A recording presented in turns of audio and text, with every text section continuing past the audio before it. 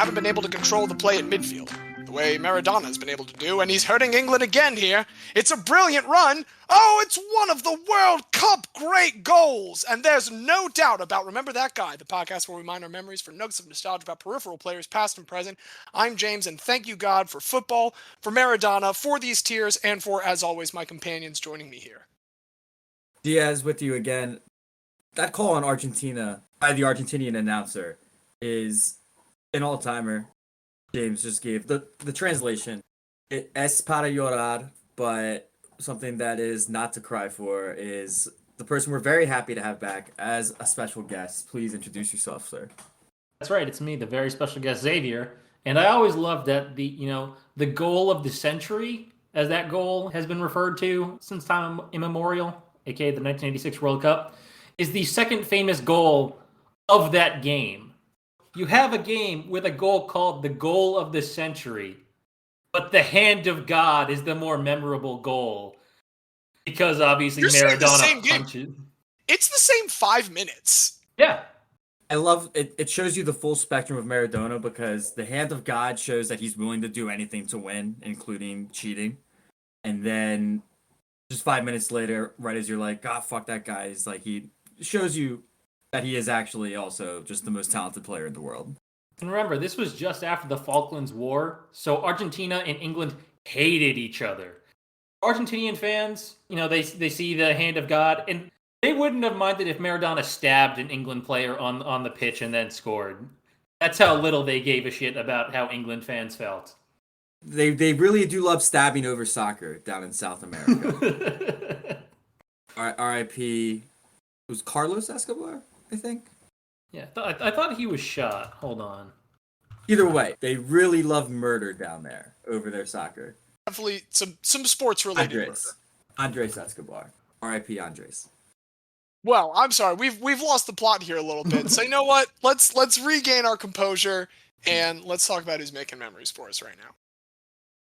So making memories for me, two people who agreed to fight each other and legally in a ring for 10 2-minute rounds of the greatest women's boxing fight in history.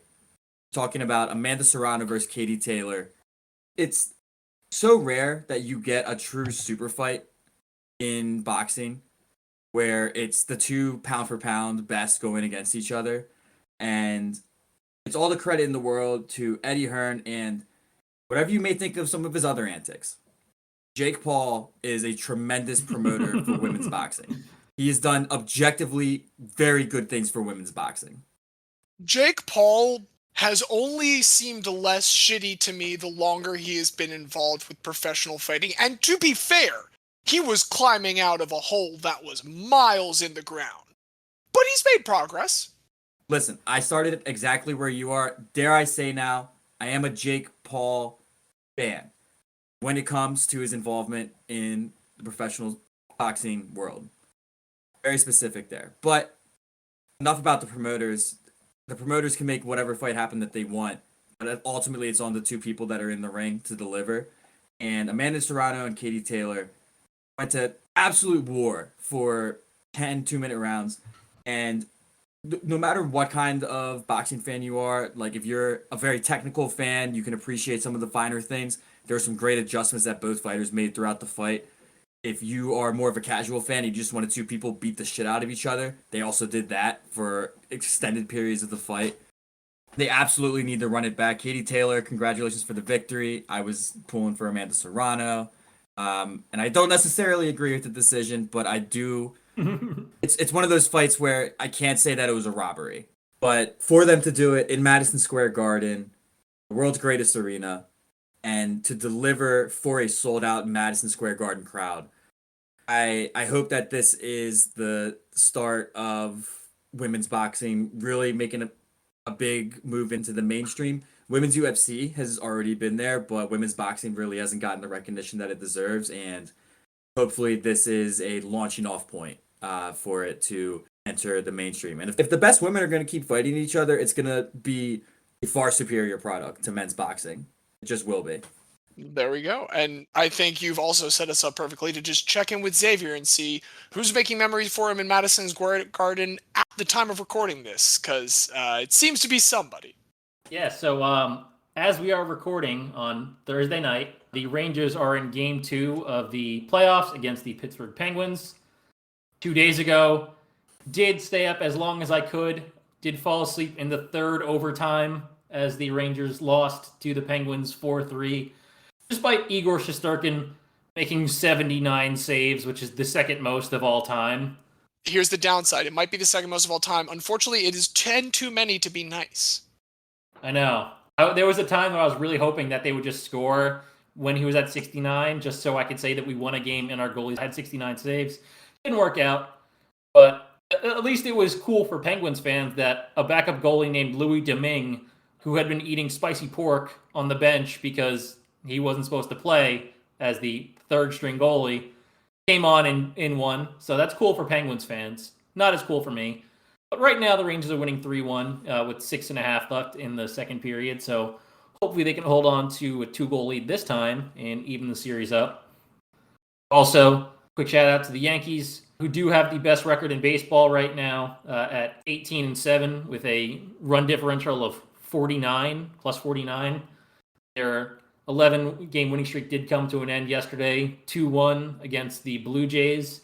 But even in that game, they had bases loaded in the ninth inning, and it took a Vlad Guerrero Jr. full split to save the game. Been pretty happy with what I've seen from them after a somewhat lackluster offseason. So if they can get that up, that'd be very happy. But my focus, as the hat that you two can see right now, is pretty much solely on the Rangers. So hopefully they have won this game by the time we're done recording. I want to go back to the third string goalie coming in for the Penguins, because I just want to clarify, this wasn't the emergency goalie that is available to both teams if all other goalies get hurt. No. This guy is He's actually he's a real goalie. He's an actual NHL goalie, although he is a journeyman who has not played a lot. The number one goalie for the Penguins, All-Star Tristan Jarry, is out with a lower body injury, because in hockey they really only say lower body injury or upper body injury, so you never know what the hell it actually is.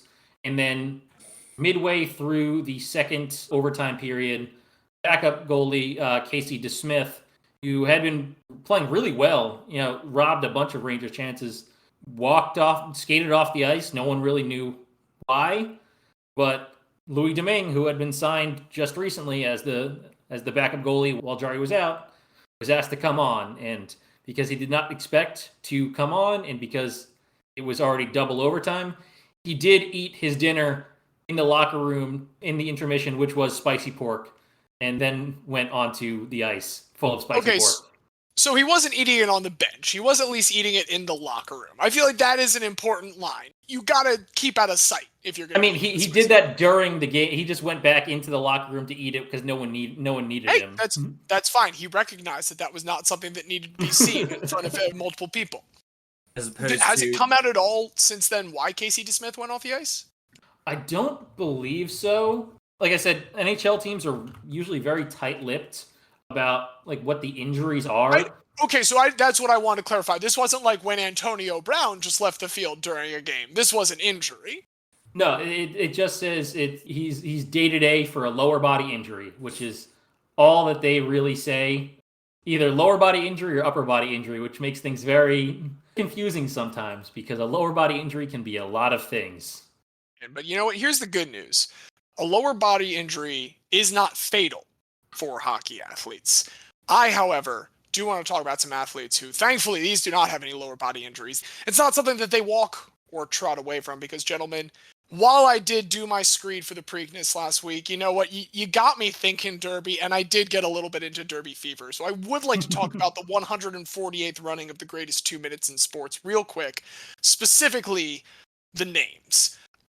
In case you don't know, all horse names have to be no more than 18 characters. They have to be considered relatively inoffensive. And then there's some more breakdowns kind of what that inoffensive means, but the most important rule is that it can't be anything that any horse that has ever won like a top stakes race has ever been called in the history of horse racing. So that's why horse names are insane. They have to be new every single time. There is, I guess, an infinite number of names, or they're hoping that there will be forever. But that is what brings us some phenomenal ones this week. Now, this will have happened by the time this airs. And so I want all of us tonight to pick a horse. And if you want to be boring, I'll go ahead and tell you the two that are like the two prohibitive favorites. But then we can get into some of the fun ones. The odds-on favorite is Zandon. 3-1 odds. That's a boring name. I do like the name of the, pardon this, dark horse that a lot of people are talking about. Clearly going to be in the middle of the action because its name is Epicenter.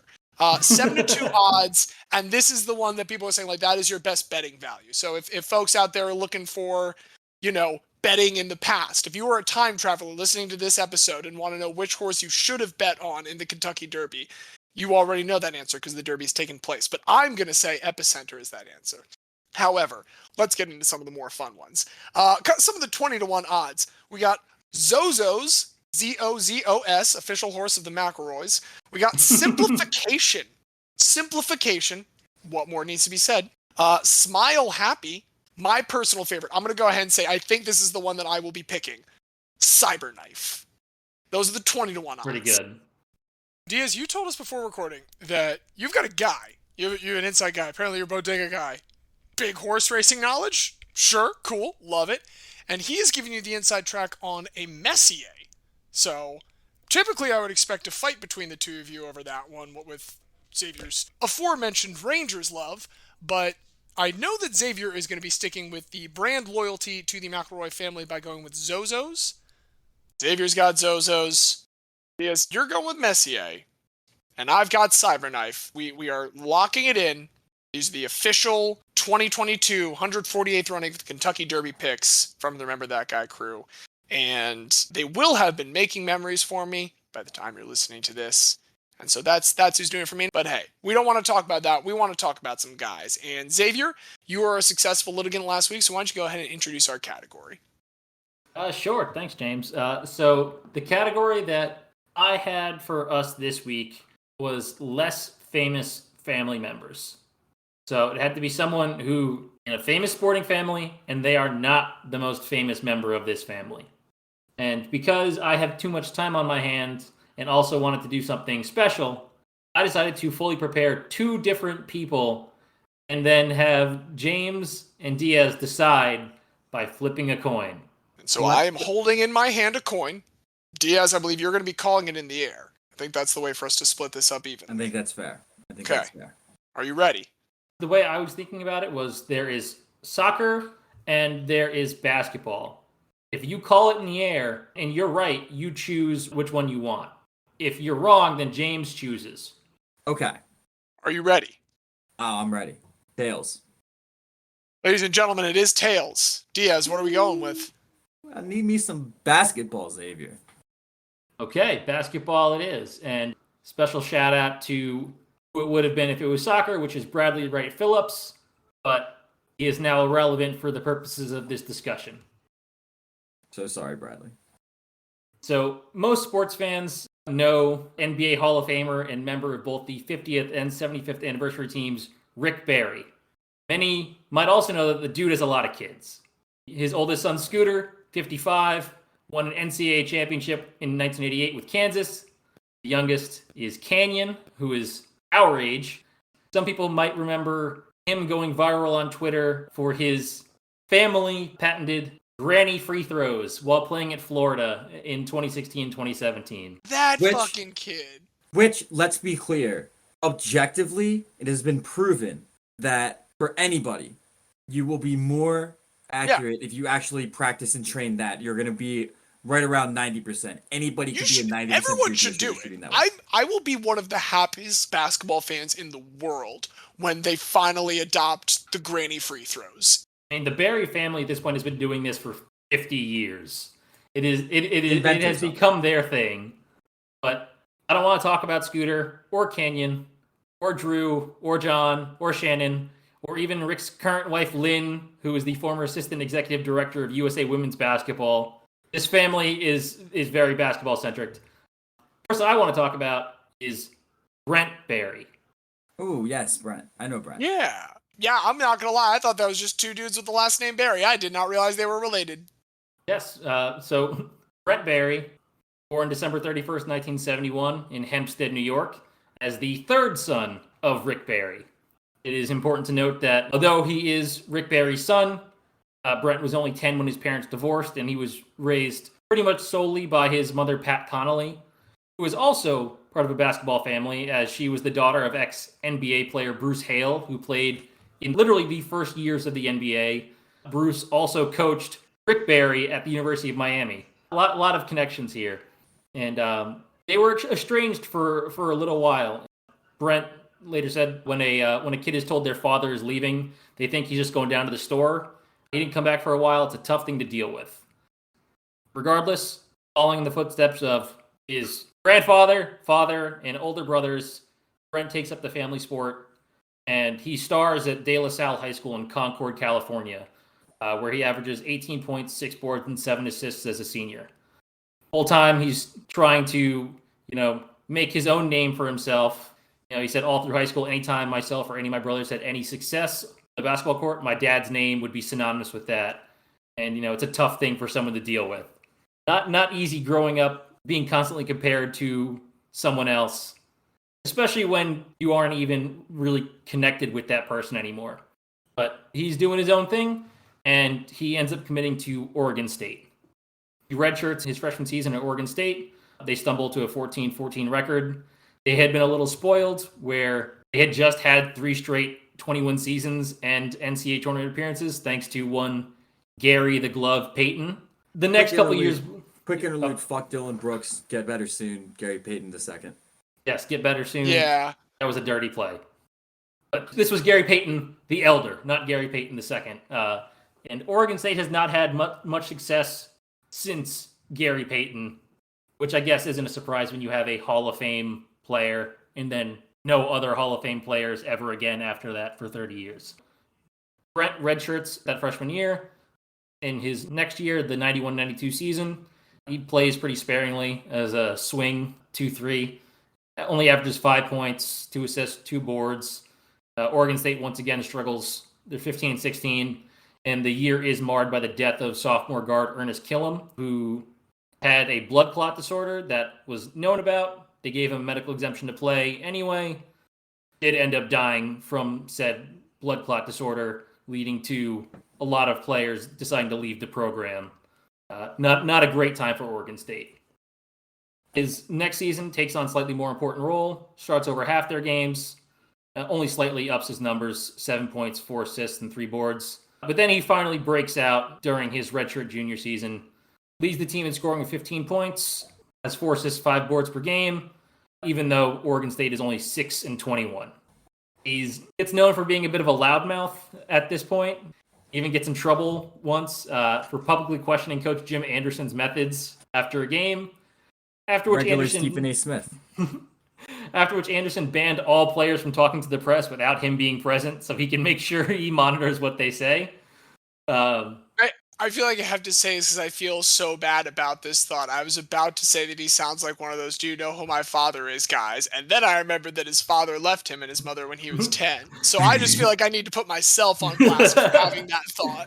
No, he that's the thing. They didn't have the best relationship at this point, but from everything I saw, he does take after Rick very much in both ability and temperament. Not that it made him very happy to hear those comparisons. Also, Jim Anderson, not a great coach. He has one good season when he was led by Gary Payton. The rest of his career... He's no Clarence Big House Gaines. Every year where he doesn't have Gary Payton, he is 57-83. So it's not great for Jim Anderson. So senior year, Oregon State, slightly improve. Hard to get worse than 6-21. They only finished 9-18, but Brent's numbers exploded. Averaged 21 points, 6 boards, 4 assists, and 3 steals per game, while shooting 40% from 3 and over 80% from the line. He makes the All Pac-10 team, talked about as a definite NBA prospect, and also earns the nickname Bones from his teammates because he was 6'6" and only 185 pounds. Oh, just for being a skinny boy? He's one of those skinny white boys. So Second basketball player I now know of as Bones. Shout out Bones Highland. Nashawn Highland. Although Nashawn Highland wasn't even born yet at this point, I don't think. I think you can have a Bones a couple generations later. But so Barry is considered one of the flashiest players in the NCAA and is known for his three-quarter court no-look passes. And also he did like to dunk on people a lot.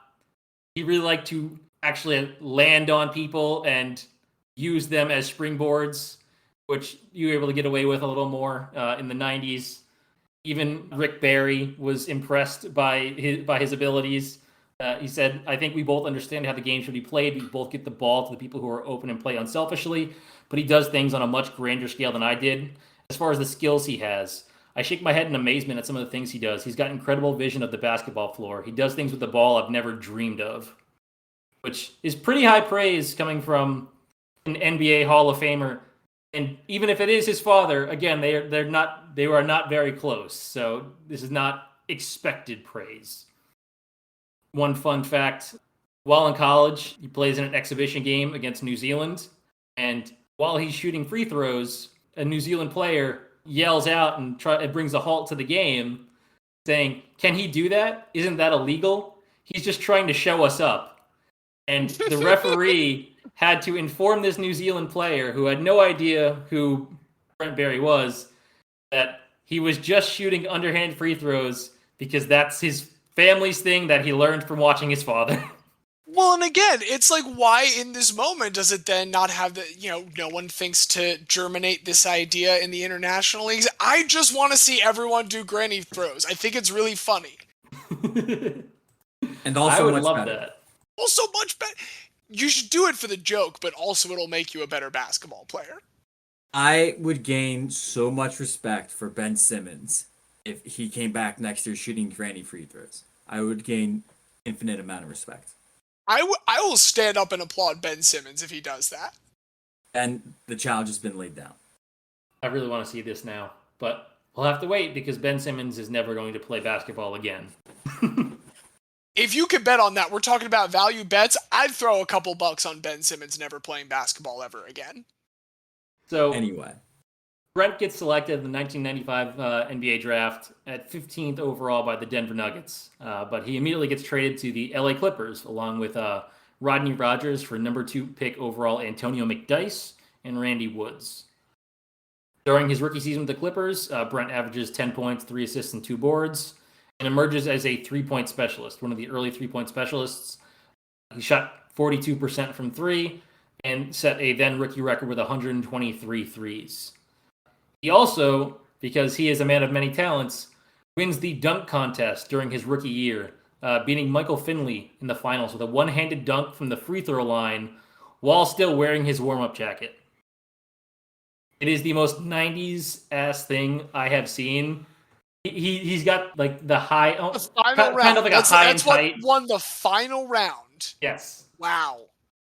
from the free throw line though. From come on. okay, yeah, I mean, It's That's like the it's actually an iconic impressive Dr. dunk. J dunk. It's an That's impressive dunk. I will say, Okay. watching it, it's pretty good, especially in slow mo, because he takes off right from the free throw line, and it's a lot of elevation. as long as he doesn't take like 20 fucking attempts to do it, honestly, fine, cool. Yeah, Fuck no Nate unlimited Robinson. tries. No, they were a little more stringent about the rules back then.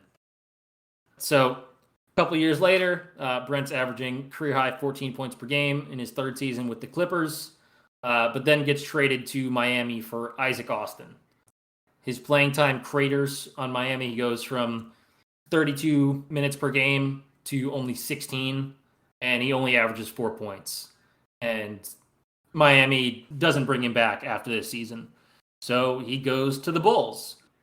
The Jordan-less Bulls, still trying to find an identity, signed him to a 6-year, $27 million contract. His first season with the Bulls, averages 11 points per game. Again, for his three-point specialist role, shooting 41% from 3. But Bulls still struggling, so they trade him after the season to Seattle for Hersey Hawkins and James Cotton. With Seattle, he starts playing a flexible role where he's swapping between shooting guard and also the backup point guard spot to fellow Beaver Gary Payton.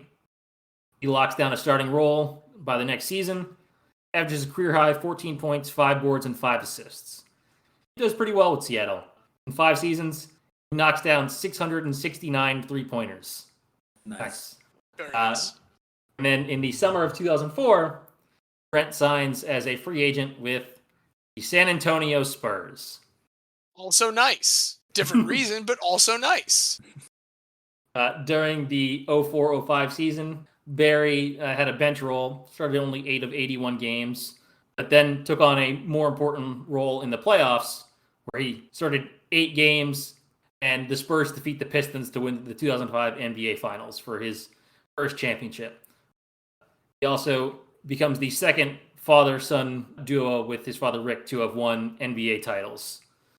Spurs. Real quick, we can't move on. We got to know the first. You can't drop that without telling us who the other duo is. So I'd never heard of them before. It's Matthew Gokus Sr. and Matthew Gokus Jr. Good for the Matthews Gokus. Gokus Sr. won a BAA championship with the Philadelphia Warriors in 47, and Jr. won an NBA championship in 67 with the 76ers. Hey, good Philly boys. We love the St. Matthews Joe's prep. Gokus just became some like low-key new favorite players if remember that guy, I think. Yeah, but at least Jr. played for St. Joe's, so I can't like him. But Senior also I played can. for St. Joe's. They both went to St. Joe's prep and then both went to St. Joe's. Now, if they went to prep, of all the people to go to St. Joe's, at least they went to prep first. fair enough. These guys sound great. I just wanted to be known. I love the Matthews Gokus. We're going to find a way to bring them back for a deeper dive in the future episode, I'm sure. And since then, 2 other father-son duos have also done that. The Waltons, Bill and Luke, and then the Thompsons, Michael and Clay. So right now, Brent and Rick are one of 4 all-time father-son duos to win NBA championships. So Brent plays 3 more seasons with the Spurs, wins a second championship in 06-07 when the Spurs sweep the Cavs. In January 2008, he tears his calf and almost immediately gets traded back to the Sonics. The Sonics then immediately cut him, and then 30 days later, he re-signs with the Spurs after the mandatory 30-day period to keep stuff like that from happening. That is even more bloodthirsty than the mid-season Yankees to Cubs Aroldis Chapman trade, and then he re-signed with them in the offseason. Like, what did they get from Seattle, if you don't mind me asking? Yeah, so this trade was Barry along with Francisco Elson and a 2009 first-round draft pick for Kurt Thomas. Sick, yeah, that 2009 draft pick was probably, like the 28th? Fuck yeah. Greg Popovich swindled their asses. Yeah, and then this trade was February 20th of 2008. He re-signs with the Spurs March 24th of 2008. So he was only gone for a month. Adam Sandler, this is how I win, .gif. And he does score 23 points in Game 4 of the Western Conference Finals against the Lakers that year, in a rare explosion for him, although the Spurs do lose that series in 5. After the season, he ends up signing with the Houston Rockets, who had also been the last team of both his father and his older brother, John. It's where berries go to die. You beat me to the punch. After 1 season with Houston, Barry gets cut and decides to retire. He later remarked that, quote, all the berries were buried in Houston. A burial ground, so to speak. Very nice. So that would be a great tongue twister. Berries were buried in the burial ground. We'll have to workshop that. I don't know how to finish. Needs to be a B word for Houston. Someone come Berries up with barely one. buried in the burial ground. Simple. Straightforward.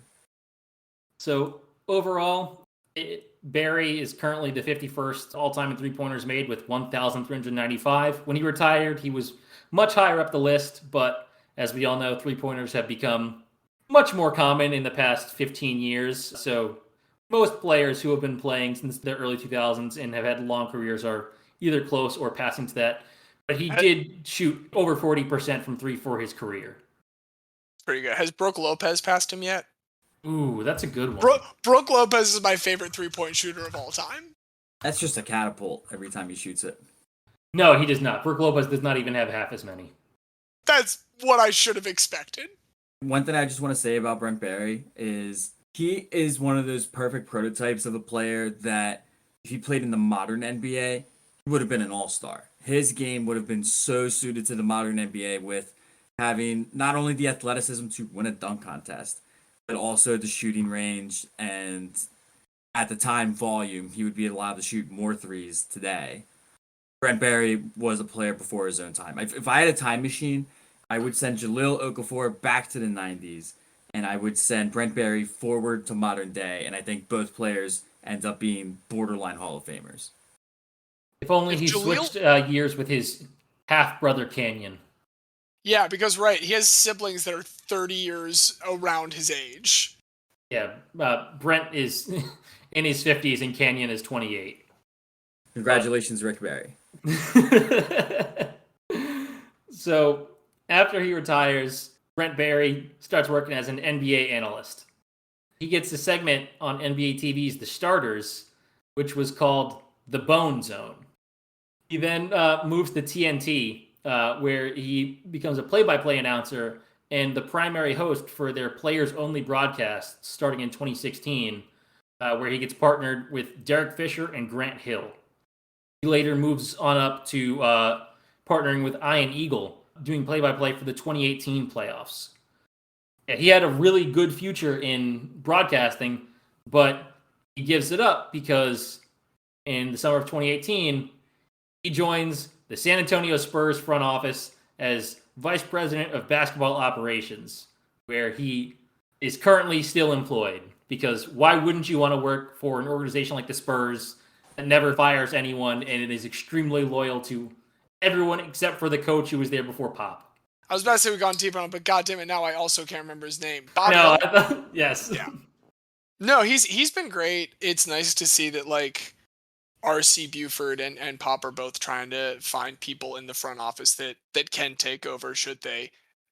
It's nice that Greg Popovich takes the succession in case something terrible were to happen to his health of the San Antonio Spurs more seriously than in the early 2010s someone like say Ruth Bader Ginsburg took her succession. It's really nice that Greg Popovich at least has his priorities in line.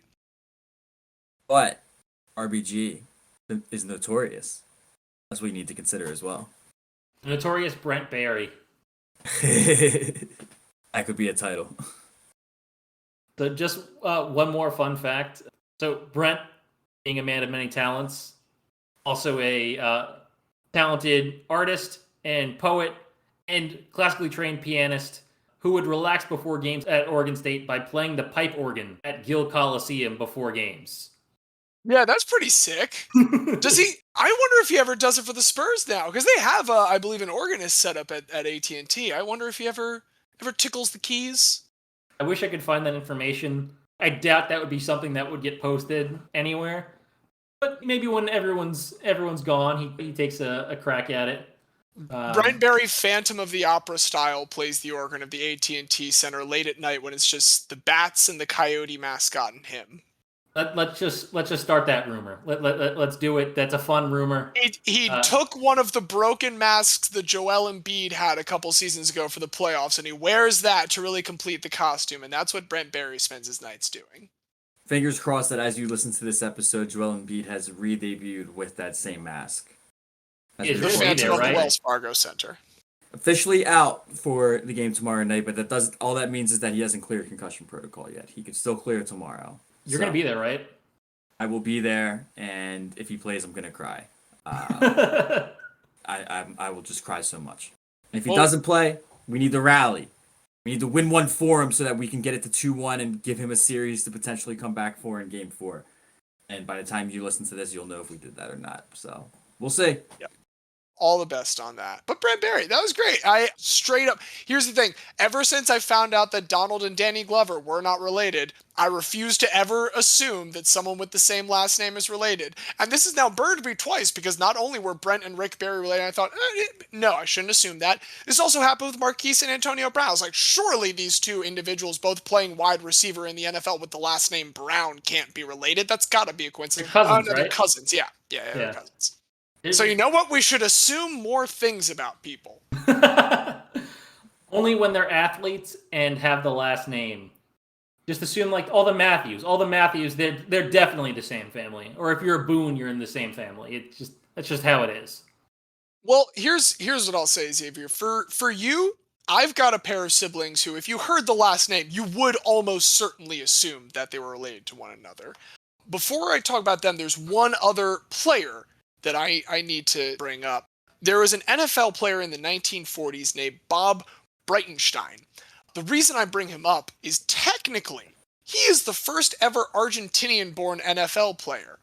However, he's someone who was born in the 1940s in Argentina with a Germanic-sounding last name. Oh, no. I don't think we need to talk about him as an Argentinian-born NFL player. Oh, no. We can just kind of push that one to the side. And in the modern era, the famous sibling that I have, I'll admit, the older sibling is definitely more famous. And the younger sibling definitely grows up in the shadow. He's not Rick Barry famous, but he is the first modern-day Argentinian NFL player, the first ever Argentinian player to reach a Super Bowl, and that is Martin Gramatica. Martin Gramatica is a place kicker who had excellent career with the Tampa Bay Buccaneers there for a couple years. But as we were saying, we're talking about the less famous members of the family. And so he had a brother that also played in the NFL. A guy by the name of Guillermo C. Gramatica. For the life of me, cannot find what the C in his middle initial is. I have searched so many articles about Guillermo or Bill Gramatica. Cannot for the life of me find what his middle name is. So please, if you locate it while we are recording this, interrupt me immediately and find that. But we do know that he's Guillermo Gramatica, born as the second child in Buenos Aires to parents Laura and William Gramatica. Buenos Aires, Argentina. They are born in, when I say they, he and his brother Martin, they were born in the 1970s in Argentina. So when they're growing up, they are big fans of Diego Maradona. Which is why I did select a Diego Maradona play. I wanted to kind of get everything lubricated mentally that way, so we could have that Argentinian fervor in our minds. See, I thought it's because his jersey was just sold for $9 million, the Hand of God jersey. Man, wouldn't it be great if I had also known that? But you know that, and I appreciate that very much. Back to the Gramaticas. They're born in Buenos Aires, and Buenos Aires is not necessarily the safest place, as we've alluded to. There's a lot of crime. There's a very high murder rate in the 70s, and so these guys growing up, their parents, William and Laura, eventually do want to get them out of the country. Now, they are there long enough in their childhoods to develop a lifelong passion for their Argentinian soccer god, Diego Maradona. They do get to see his juniors debut. They have even seen the 1982 World Cup run that Diego Maradona has gone on in the Argentinians, so they are like full-on soccer heads when they, after that, emigrate to the United States. It is unclear when exactly they went. There are reports that place it anywhere between 1983 and 1986, which is recent enough that it's weird that there are this many conflicting reports. But I did find citations of anywhere in that range, 1983 to 1986. That's when they moved to La Belle, Florida. La Belle, Florida, compared to Buenos Aires, which is a city of 2.89 million people, La Belle, Florida has 4,210 people. So they're going to a much smaller environment. And because of that, there's not really a soccer team that has... There is not a competitive soccer team that the two of them enjoy playing on, because this is two, like, Argentinian kids. They dust everyone that just plays in theirs. And there's no way to get recognized doing that. No one's watching La Belle High School. One person that is, though, watching the La Belle High School soccer team is the coach of the La Belle High School football team. Martin Gramatica, in his senior year, is noticed by this coach. He sees the free kicks this kid's taking. He says, hey, I'm like every other high school coach in the country except for maybe 10. I don't have a kid on my team that can kick a field goal. Would you like to come onto my team and kick field goals? And so in his senior year of high school, Martin Gramatica, he switches from football to football, and he totally takes off enough to get an offer to Kansas State University. In 1 year of kicking, he is good enough as a senior that he gets signed to Kansas State University, gets a scholarship. The good news is there's another Gramatica to take over for him, because filling in for him immediately is Bill, who just idolizes his brother. He says, even from when they were in Buenos Aires, Martin was very much the kind of parental figure. He's only a couple years older than him. And despite that, he is the one that is taking care of him as William and Laura were struggling to make ends meet in a not particularly good part of Buenos Aires. In La Belle, it's not quite that much, but Martin is still very much taking after him. And so Guillermo has always looked up to him. He wants to do everything that Martin does. And so now he's going to take up kicking. And the good news is he's also pretty good at it. He's going to be good enough that he gets signed to go to Florida State University. Both of these guys had never touched a football field in their entire lives before high school, and they are just so good at kicking that they can now become place kickers for good NCAA teams. Which, it's weird how unrelated to the rest of the sport that skill is. It has nothing to do with 90% of the game at any given time. You just have these two guys who are really good at using their feet to move the ball when no one else is allowed to do that. And yet it's the most aptly named part of the sport. Again, love kickers. It just continues to be a weird vestigial thing in the sport. Xavier does make a good point, though. Like, we go quarterback, and then we go fullback, and then we go halfback. Doesn't make any sense. That is, hey, yeah. Nothing about football makes sense. We pretend like that sport makes sense when we watch it. It's absurd. Try and explain the rules of football to someone that's never seen a football. They're going to hear you say downs the first time. They're going to slap you across the face. The only thing that makes sense is that kickers kick and punters punt. Yeah, and boy do these kickers kick. Martin Gramatica absolutely takes Kansas State University by storm. He is, at this point now, in modern times, he's been inducted into the Kansas State University Football Hall of Fame. He is the greatest kicker in Kansas State University history. And that's, maybe not the absolute blue blood program, but that is a legit D1 program. Some of his highlights from it, his 2 years, because he has a bit of a slow starter. He has some ACL problems early on, but in his final 2 years, he is going to, in 1997, go 19 for 20, goes 37 out of 38 on extra points, and he wins the Lou Groza Award for the best kicker in the nation. And then he comes back in 1998 for his senior season. He scores 135 points, a school record total now of 349 for his full 4 seasons. He has the longest field goal in Kansas State University history, 65 yards. That is the longest field goal in NCAA history without a T. And he finishes second in the Lou Groza Award. The best news of all of this, Diaz, do you want to guess what his extra point percentage is in this season? Let's go with a 969. It is a robust 100 because he goes 69 for 69 attempts. Oh, baby. The surprise 69. It's always the best. So what you're saying here is that he is responsible for all of Bill Snyder's success. Bill Snyder owes everything to Martin Gramatica. He is so good that they're not even calling him Martin Gramatica anymore. They're calling him Martin Automatica, which I absolutely love. That is one of the best football names I've heard in a while. Football, not a sport that necessarily gets a lot of good nicknames, but that's a very good one. So all of this means that he becomes the second ever Argentinian-born player to be drafted into the NFL. And again, let's be kind of real. If the other one is named Bob Breitenstein and is born in the 1940s, let's just go ahead and focus on Martin Gramatica. He is now in the NFL. He has been drafted by the Tampa Bay Buccaneers. And what's that? If you look behind him, there's a shadow that he's casting. Who's that in the shadow? Oh, it's Bill Gramatica. We've completely ignored Bill Gramatica this entire time as Martin has risen up the boards. Bill Gramatica was easy to ignore at first at FSU because the first season they actually let the senior finish out his year and he's willingly redshirted.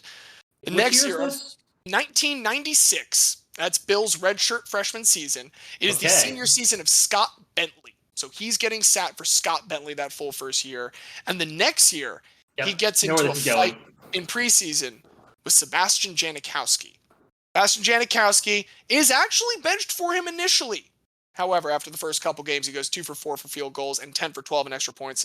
He's replaced by Janikowski, and he goes up to Bobby Bowden and says, I would like to be released from my scholarship. He goes to the University of South Florida. This is still an FCS school at this time. This is a bit of a step down, but he does thrive at the University of South Florida. As a Bull, that next year, he is going to go 16 for 24 and 46 out of 47. 94 points total is a school record. He has a groin injury the next year, but he is able to watch as his brother is drafted in the 3rd round by the Buccaneers. His brother, a kicker, is drafted in the 3rd round, which is just wild. He then goes on to make the all-rookie team. So, still in the shadow at that point, he's going to, on his senior year, go 16 for 24 again. He is going to go 29 out of 34 extra points, and 77 points is his total. He even punts 6 times for an average of 33.7 on all of his punts. And in the season finale, that season, he hits a 63-yard field goal as time expires for the school record longest field goal. That's the end of his college career.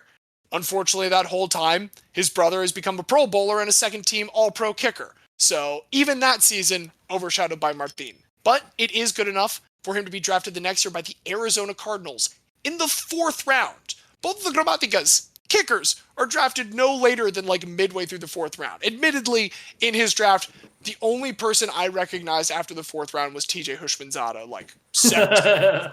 It was not necessarily a robust one. And he's having a pretty solid rookie season. In fact, he's having a better rookie season than Martin is having that year. It's looking like the trajectory is finally setting up for Bill Gramatica to step out of that shadow, to become his own person. Unfortunately, something that unites the two of them is what ends up bringing him down. They have remained enormous soccer fans their whole lives. They've remained enormous Diego Maradona fans their whole lives. They, for this reason, after every successful field goal, would always do, the kind of running jump, throw your fist in the air celebration that many soccer players do after scoring a goal.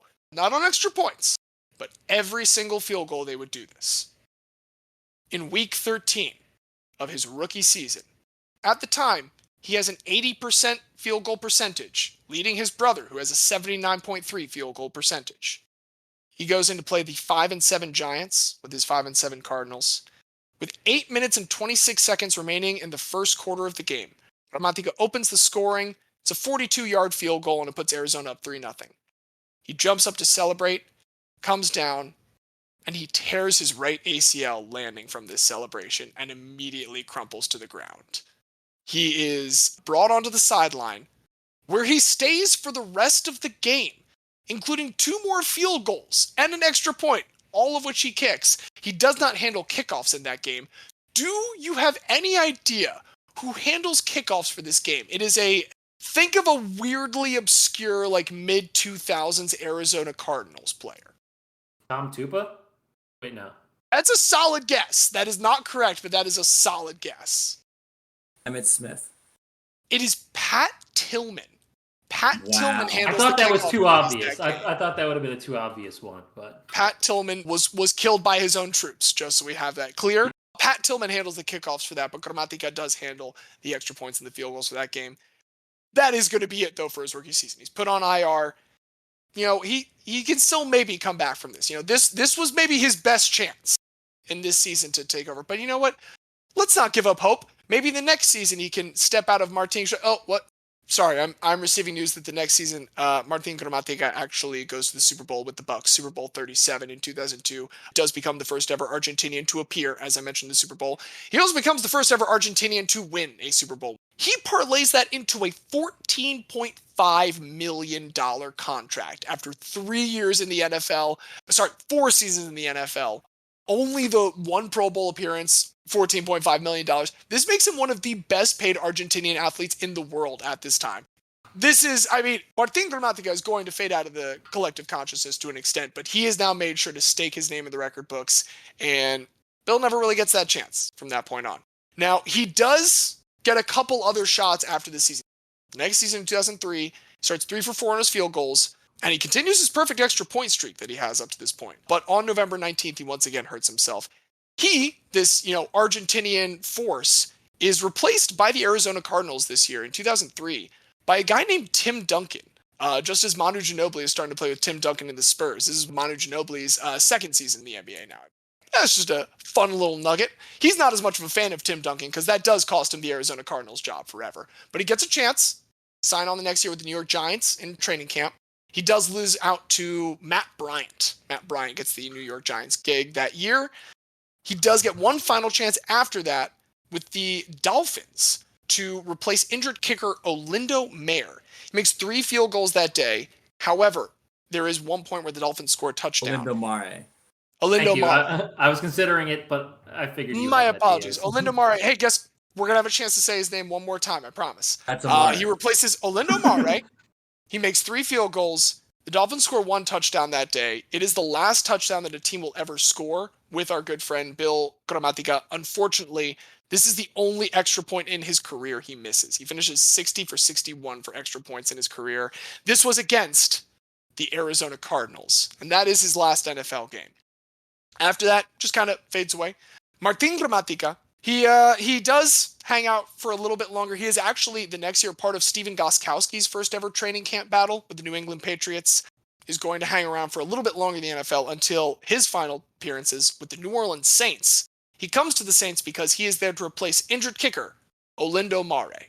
And so both Gramaticas go out the same way, just as the Barrys. You know, it's appropriate that families all get to end their careers on similar terms and kind of have that shared amongst one another.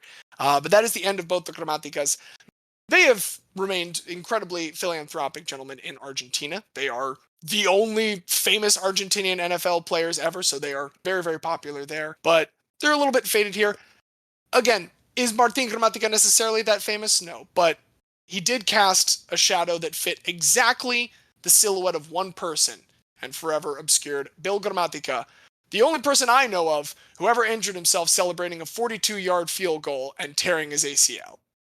All I can think about is Kendrys Morales. In that time, he broke his leg celebrating a walk-off grand slam by jumping on home plate and landing wrong while being mobbed of all his teammates, and he was never the same again. Look, we do love celebrations here, but be careful out there. Always use protection. It's the official recommendation of the Remember That Guy podcast. Well, that was a great presentation. We do have one person left, and before I present on my guy, Xavier, I am curious because in our pre-production, Xavier did have a baseball guy that was also a possibility, but I said, no, I'm going to claim baseball. So I am curious who your baseball guy was, Xavier. So my baseball guy was Billy Ripken. Billy Ripken. I would have gone in on fuckface so long, dude. That was the thing that made me want to do it.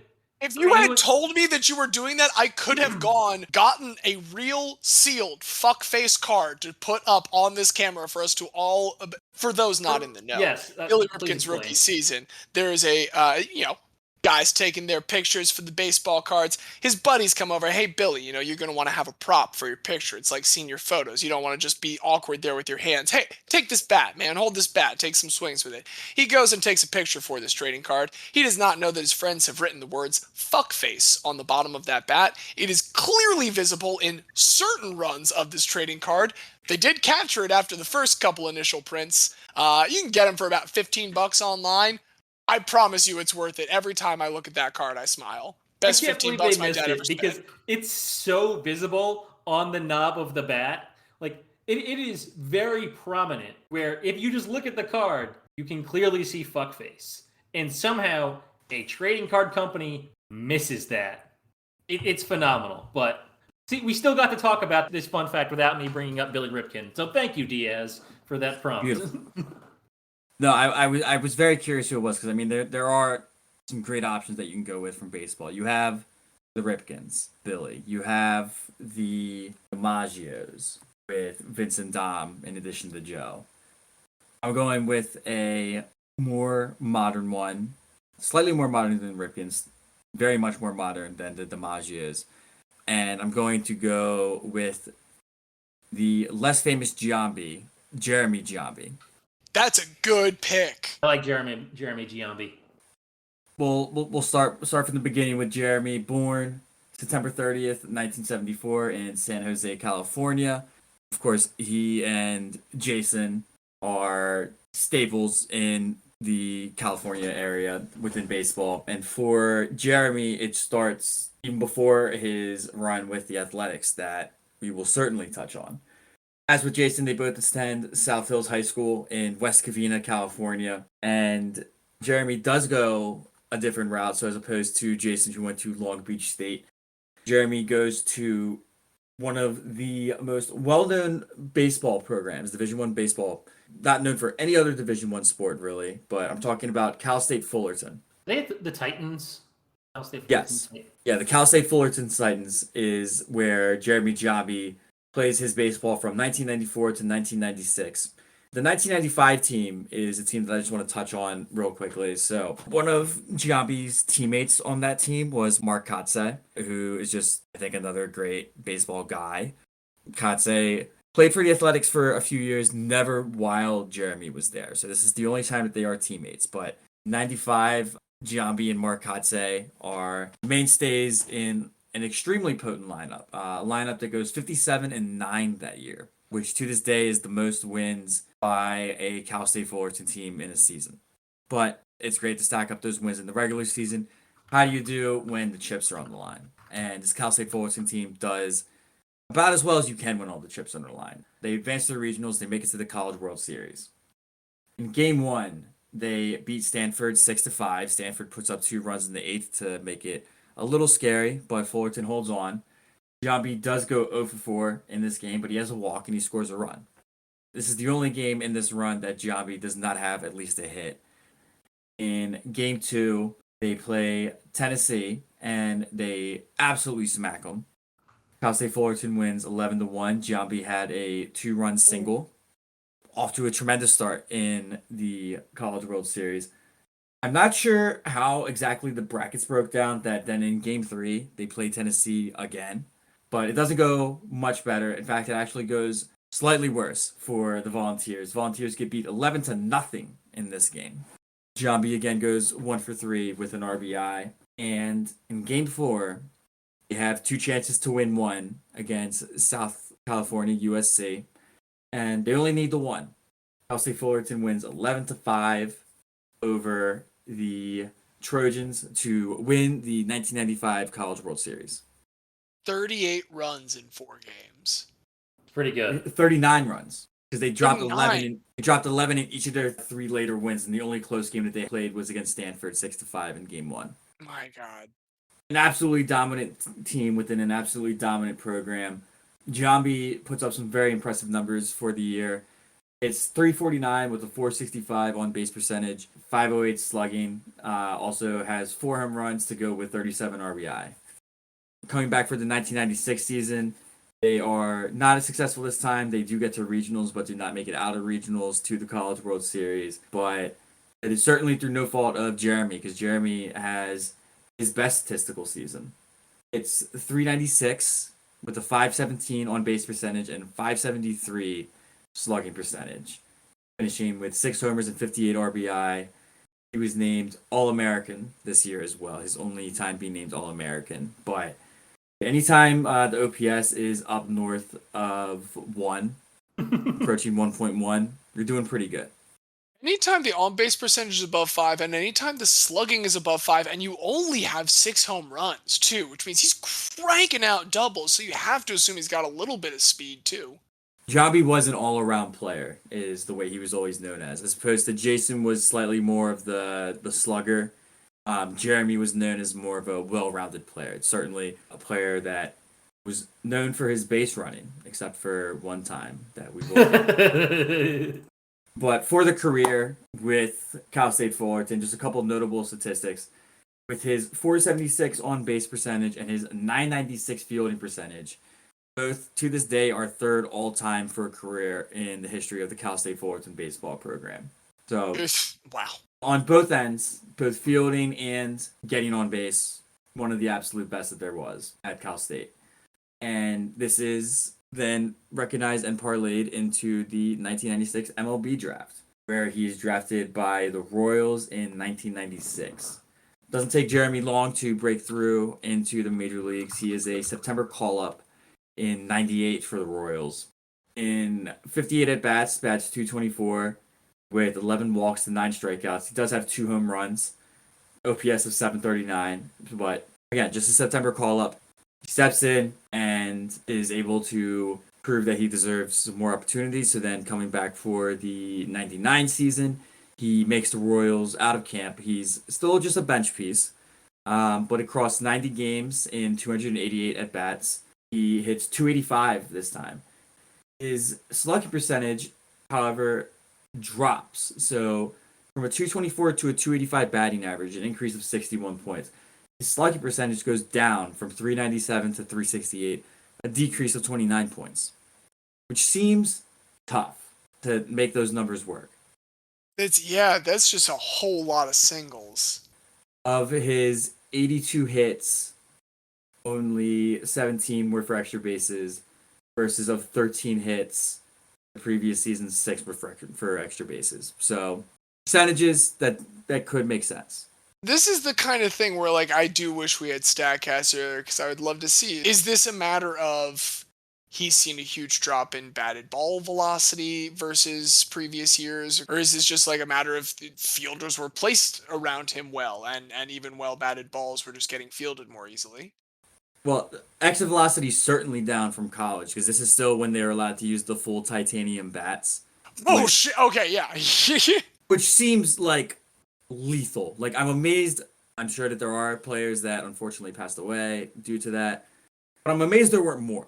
Here's the good thing. As someone that's been hit in the face with an aluminum baseball bat, it's a lot lighter than you think it is. The bat itself or a ball from the bat? Needs to be... The bat itself. Oh, wow. That's a story right there. Holy hell. I have a scar running the entire length of my left eyebrow. It's just perfectly hidden under my left eyebrow. I never knew that was what that was from. Incredible. Well, the exit velocity of a baseball would have maybe done more damage. So that would probably obliterate my head. In this context, I'm glad it was just the bat. Yes, let's all be thankful that only a bat hit me in the head. Sincerely. But exit velocity certainly would have been more in college as compared to this 99 season with the Royals. This does end up being his last season with the Royals. In the following offseason, he is traded to the Athletics in exchange for Brett Laxton. Jason and Jeremy are now united as teammates on these Athletics teams. And in his 2 seasons in Oakland, Jeremy ends up playing the most games, as he will, of any stop that he makes in his professional career. For the 2000 team, he plays in 104 games and across 260 at-bats, has a 254 batting average. Slugging does come back up, seems to normalize more with what you kind of expect. He has a 423 slugging to go with the 338 OBP for a 761 OPS.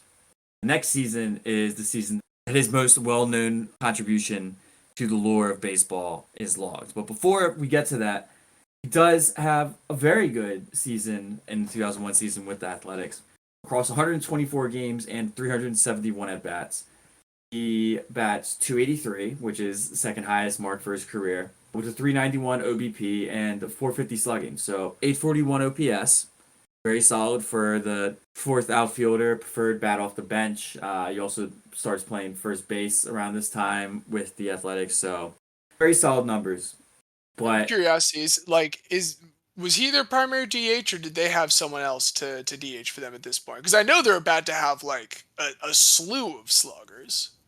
So I've seen that Moneyball movie where they talk about getting Jeremy. Yeah, exactly. We're getting right up to Moneyball.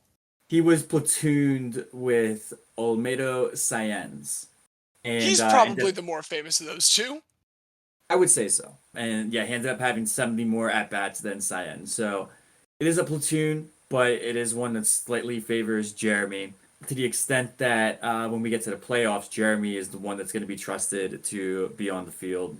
And Xavier's going to love where I'm going with this. Yes, I am. Because, I mean, Xavier set the scene, because I feel like you would still know the inning and the runs.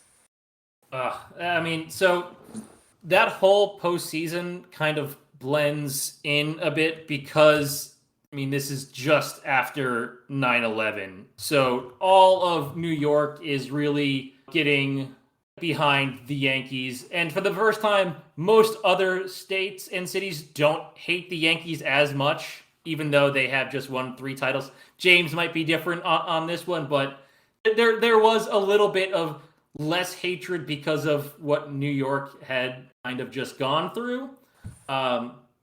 So it's the ALDS between the Yankees and the A's, and the A's win Game 1 and Game 2 in New York. This is best of 5. And Game 3, the Yankees behind Mike Mussina are up 1-0 in Oakland. They need to win this game to keep the series alive. So we're in, I believe, the 7th inning at this point, and Jeremy Giambi is on first base. Terrence Long is up to bat. Diaz, do you want to take it from here? I'll take it from here. So Long hits a line drive down the right field line, lands fair, and heads down into the corner. Shane Spencer is the right fielder, and he has 2 potential cut-up options available to him. He could hit Alfonso Soriano, or if he wants to try to put a little more on it, he's also got Tino Martinez as a cutoff man. Shane Spencer has a little too much adrenaline on this throw. He ends up airmailing it over both of them. And of course, Jeter comes in out of nowhere. There's no reason for him to be anywhere near this play, but he comes flying in, he picks it up, he flips it, and this is where I need to confess, I always thought it was Jason Giambi. It wasn't until I started doing this research that I learned that it was Jeremy. But Jeremy Giambi, for as much of a great play as it was by Jeter, if Giambi just slid to the back corner, he's getting in, and he's getting in pretty easily. But he doesn't, because nobody expects Jeter to make that play. Jeter does make that play.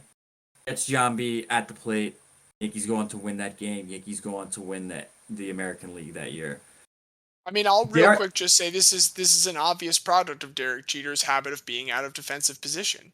We're not going to talk shit about Derek Jeter after talking about one of the most famous plays in playoff history. You can talk shit about Derek Jeter another time. When I'll just make sure so to be on the record. When that ESPN documentary comes out next month and I talk about him a lot, then you can talk about his defensive frailties.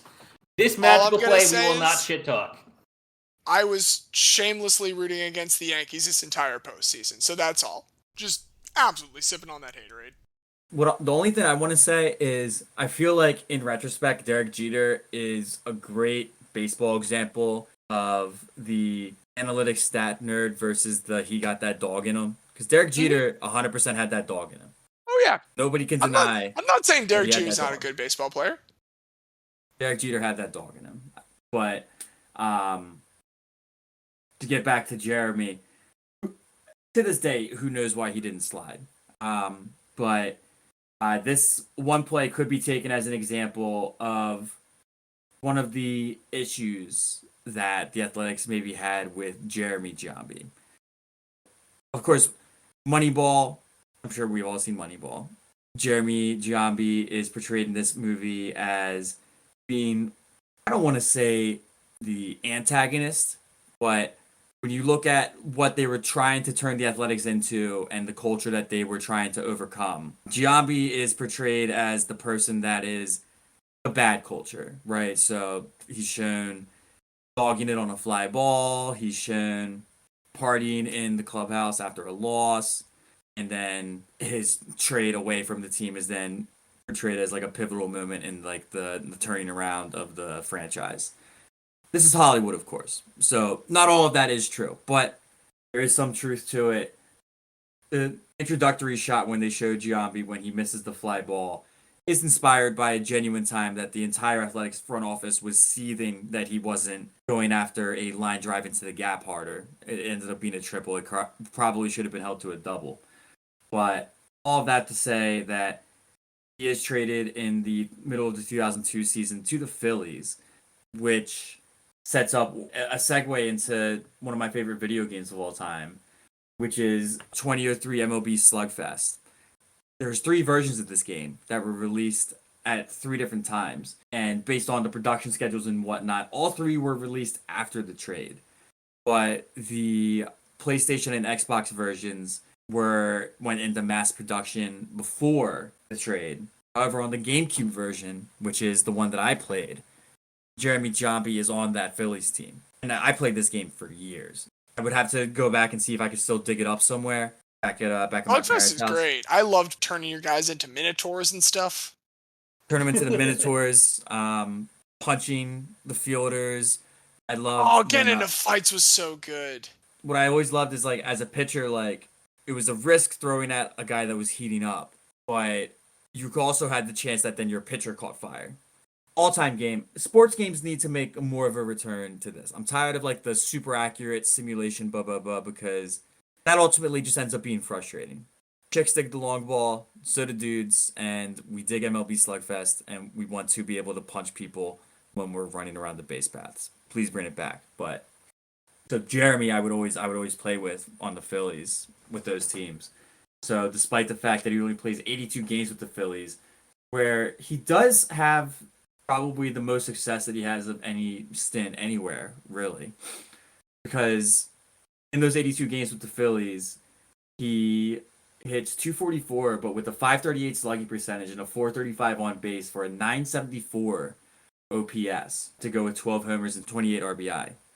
By far his most effective stretch. Across that whole season, including the 42 that he plays with the Athletics, he does set his career high mark for OPS. It was 919 for the total season. His 505 slugging was also a career high. His 414 OBP was his second highest, and all this with just a 259 batting average. He had 2 other seasons where he had a higher batting average. That's really interesting to me that he's portrayed as this like anti-Moneyball guy in the movie if he's a player who's like with that average having such an high OPS, because it kind of implies that he's doing exactly what you want to do, which is drawing a lot of walks to get on base, and when he's hitting, taking big cuts that he's hitting for power. Exactly. It is quite a twist of irony that he's portrayed in that way when he could have arguably been the poster child. But after this 2002 season with the Phillies, they choose not to resign him, which means he's a free agent. So at the age of 28 now, coming off of his best season, we have some major storylines being set up because while Jason is with the Yankees, Jeremy signs with the Red Sox to be their designated hitter. First of all, they are the third pair of brothers to ever face off in that rivalry. The first being Bill Dickey, who was a Hall of Fame catcher for the Yankees, and his brother George, who caught for the Red Sox from 35 to 36. Both catchers like that. So they have that overlap. And then we also have Joe DiMaggio with the Yankees and his brother Dom, who spent his entire career with the Red Sox. And I want to say, back when we initially introduced this, when we were saying Dom DiMaggio is like someone's overshadowed by Joe DiMaggio. Is Joe DiMaggio better? Yes. Dom DiMaggio has a very respectable career with the Boston Red Sox. 100%.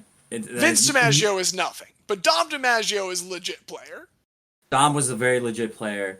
Deserves credit for his own career, but would also have been another great candidate for overshadowed brothers. Absolutely. But with Jeremy, so he signs with the Red Sox in 2003 to be their designated hitter. And in fact, on opening day of the 2003 season, he is obviously their designated hitter. Who was benched for him is Hall of Famer David Big Papi Ortiz. To start the season, the plan is Jeremy's going to be the designated hitter.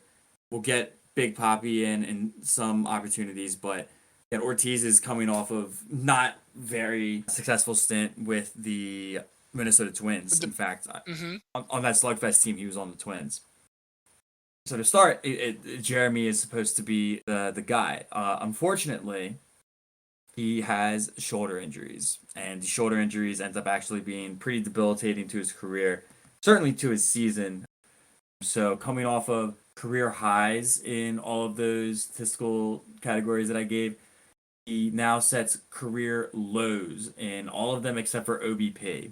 His OBP was only 0.04 better than his worst season, but his batting average of 197 with a OBP of 342. The only worst year was 338 with Oakland, and a 354 slugging percentage for a admittedly nice, but not the stat that you want to see, 696 OPS. Nice, but also not that nice.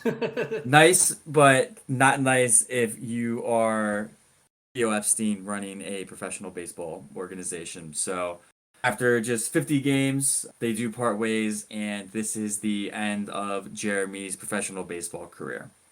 So across 510 games for his whole career, he is a 263 hitter with a 377 OBP and a 430 slugging percentage to finish with a ultimately respectable 807 OPS. And really, without that shoulder injury, who knows how good he goes on to be? Because let's set the record straight. Was not on Jason's level. Yeah. But was making a very successful career of his own until, unfortunately, the shoulder injury just that was really it. Well, the shoulder injury and David Ortiz getting really good at baseball at the same time. And David Ortiz getting really good at baseball. And also David Ortiz taking steroids, which I'm going to tell the Jeremy Giambi story. I cannot skip over the fact that he was indicted for steroid use in the Balco scandal. Victor Conti, everybody's favorite. We all know that. Not to pass judgment on Jeremy at all. I am wholly sympathetic to those who, in that era in baseball, made the decisions that they needed to make to prolong their careers. So that's it for the baseball career of Jeremy. And nothing very noteworthy to say about his post-playing career except for the unfortunate news that listeners may remember that in this past February, on February 9th, 2022, Jeremy was found dead at his parents' home, was ultimately determined that he had taken his own life, which is, of course, tragic. And don't need to dwell on that too much. Best wishes to the family, but all of that to reflect on the totality of the life of Jeremy Giambi, the less famous Giambi, but a Giambi who, in his own right, was making an incredible career for himself, and for better or for worse, in his instance, is an indelible part of baseball lore for being the player to get out on the Jeter flip. So, not the thing you want to be remembered for, but a thing that he will be remembered for nonetheless. Jeremy Giambi, my baseball guy, to bring to you all this week. Being the victim of the flip is probably less embarrassing than the first clip of you coming up when you get searched is tearing your ACL celebrating a 42-yard field goal. Very fair. Very fair. As at least, like, people are out at home plate all the time. That being said, there are so many people in the comments of that video who are tearing into him for celebrating that particular field goal. No! Let the dude jump up and pump his fist every time he kicks a field goal. Who are you to say that? Shut up, YouTube commenters. Sounds like something that somebody would say who hasn't played in the NFL. Well, we've got three lesser-known family members: Brent Barry, Bill Gramatica, and Jeremy Giambi. I like Jeremy Giambi a lot. Does Jeremy Giambi stand on his own enough without Jason Giambi, do you think? I don't know the answer. I'm genuinely curious. Do you think he does? I mean, I think he certainly would have made it to the bigs, even if his last name was like Jeremy Johnson or something like that, right? Certainly. Like, he would have had his own career. I do think that, so I mean, he's immortalized because of his depiction in Moneyball as kind of an asshole, which I do want to set the record straight. That's really not fair. Tom Verducci, when he was speaking on MLB Network after he passed away, the quote he gave was, "The best judgment of a player comes from teammates, and you couldn't find a teammate who didn't love him." So certainly the baseball community doesn't look at Jeremy Giambi as just Jason's little brother. I want to advocate for my friend Bill growing up in this constant shadow, but I will admit that less famous is very relative here, because it's not like Martin Gramatica is a household name to the extent that Rick Barry or Jason Giambi are. Speak for yourself. As a person who was a 10-year-old boy who was traumatized by the 2002 Buccaneers run, I remember Martin Gramatica he's indelibly and every day. And I remember Warren Sapp, and I remember Derek Brooks, and I remember Brad Johnson, I remember Keyshawn Johnson, I remember Rondé Barber, and I remember Martin Gramatica. Rondé Barber, another good, notable, but slightly less famous, I think, of sports relative. Tiki went on to have the TV career, No, that's Yeah, fair. I would. If you said Barber, I think the first one people would say would be Tiki over Rondé. No, that's fair. I mean, I love Brent Barry. I always have. Brent is, as I said earlier, I think he's such a perfect case study of a player who is just ahead of his time. He was in the wrong era, and to still be involved in basketball, I think speaks to his credentials as a basketball guy. That's what I would say, and that's maybe the thing that I would then say as somewhat of a knock against the Gramaticas. They're not football guys. Admittedly, they're football guys. They're They're not hombres de football fútbol. guys. Hombres de fútbol, but not football men. I'm kind of in the same camp as Diaz, as I like both Brent Barry and Jeremy Giambi. I like the Gramaticas. I think the only real issue I had is that because of the fact that they pretty much came up at nearly the same time, They're a it bit was of a almost as package much deal. of a story about Martin as Guillermo, Mr. Yeah. Bill. I'm happy with either Brent or Jeremy, and I think it sounds like Diaz is happy with either Brent or Jeremy. So, James, I think that's up to you to really decide who it should be.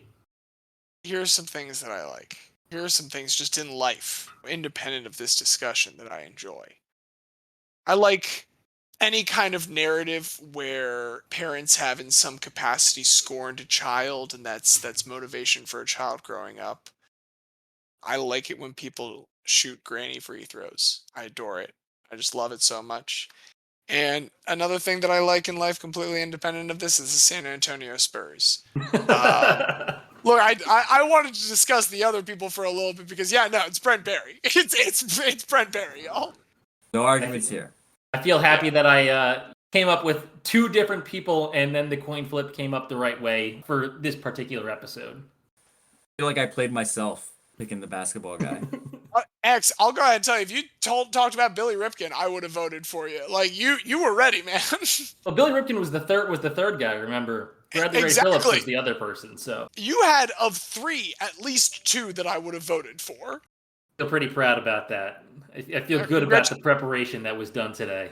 I'm proud of you. Guess what? That means all of us have repeated at least once now. Diaz, enough joking around here. We have some duties to partake in. So without further ado, to one of he might be the only. Is he the only dunk contest to also compete in 3-point? Zach LaVine may have since. Not sure. The only weird stat I saw about that was that he was the first white guy to win the dunk contest. But I couldn't find anything else. Well, shout out to Woody Harrelson in White Men Can't Jump personified, disproving the stereotype. And that was the article I read. It said Brent Barry, white man can jump. The first white man in history to demonstrate that he can jump, in fact. 3-point specialist, noted basketball man, and a noted basketball family. Brent Barry, welcome into the Hall of Guy. Congratulations. And hey, shouts to Rick Barry for his prolific procreation. Shooter's gonna shoot. But that's what he said. You have to have a family for someone in your family to surpass you. As I'm gonna go ahead and say Brent Barry is done. I think in this moment now, with his entrance into the Hall of Guy, he is actively stepping out of the shadow of his father, which will not darken our halls. Quite the morbid turn we made here right at the end. We discussed the internment of their corpses not an hour ago. And I think once we start talking about how we're going to deal with the bodies of ex-NBA players, that's when it's time for us to head on out. Go Sixers, go Rangers. I've been James. I've been the very special guest Xavier. And I'm Diaz. And as a wise Canadian once said, I'm not your friend, guy. This is just a